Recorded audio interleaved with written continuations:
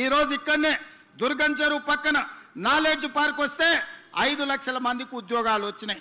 అందుకే ఈరోజు గచ్చిబౌలి స్టేడియం పక్కన ఒక 400 ఎకరాలలో అభివృద్ధి చేస్తే ఇంకొక 5 లక్షల మందికి ఉద్యోగాలు కల్పించాలి, 1,00,000 కోట్లు పెట్టుబడులు తీసుకురావాలని విదేశీ పర్యటనలు చేసి అమెరికా, జపాన్, సౌత్ కొరియా లాంటి, సింగపూర్ లాంటి దేశాలలో పర్యటన చేసి దాదాపుగా 2,25,000 కోట్ల రూపాయలు పెట్టుబడులను ఆకర్షించి ఇవాళ సంస్థల్ని ప్రారంభించడానికి ప్రయత్నం చేస్తే ఈ రోజు పానకంలో పుడకలాక దాన్ని అడ్డుకున్నారు.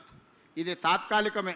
ఆ భూమి 2002-03లో ఎవరికో ప్రైవేటు వ్యక్తులకు కేటాయిస్తే 2024లో సుప్రీంకోర్టు వరకు వెళ్ళి కొట్లాడి 20 సంవత్సరాల పోరాటం తర్వాత ఆ భూమిని వెనక్కి రాష్ట్ర ప్రభుత్వానికి తీసుకొచ్చినాం.